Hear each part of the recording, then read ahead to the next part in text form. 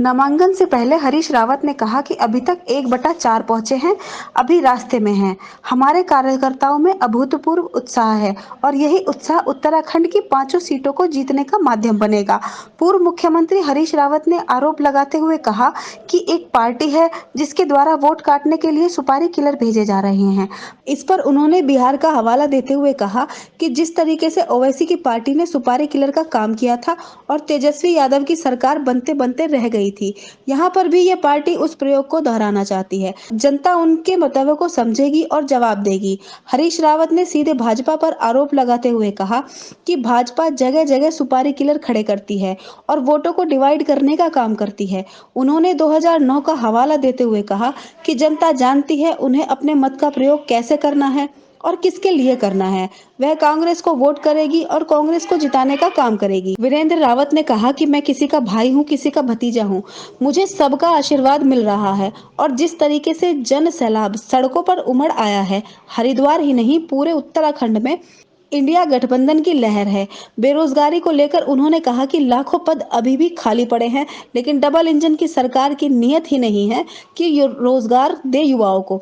अगर हमारी सरकार आई तो हम युवाओं को रोजगार देने का काम करेंगे और महंगाई को भी कम करेंगे ताकि हमारी महिलाओं को कुछ राहत मिल सके। एक सवाल पर वीरेंद्र रावत ने चुटकी लेते हुए कहा कि उनके तो मुंगेरी लाल के हसीन सपने हैं, वह तो कुछ भी कह सकते हैं और वीरेंद्र रावत ने निश्चित रूप से यहां पर कांग्रेस जीतने की बात कही। जिलाधिकारी कार्यालय में नामांकन दाखिल करते हुए वीरेंद्र रावत के साथ विधायक ममता राकेश व मनमोहन शर्मा आदि मौजूद रहे।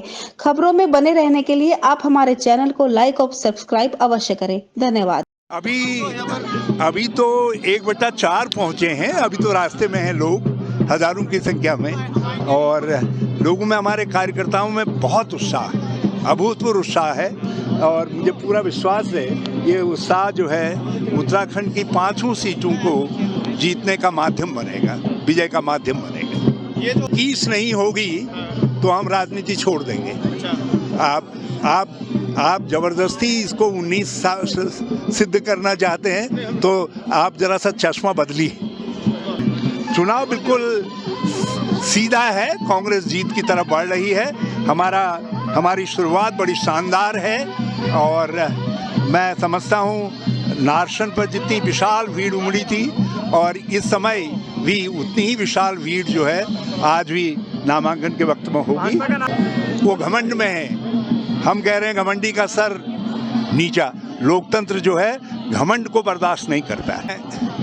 मैं जो वोट काटने के लिए जो है सुपारी किलर के तौर पर भेजे जा रहे हैं, मैं उन लोगों पर कमेंट नहीं करता हूं। जनता ही जो है उनको नकार करके, उन पार्टियों को नकार करके उसका जवाब देगी। हमने बिहार में परिणाम देखा है कि किस तरीके से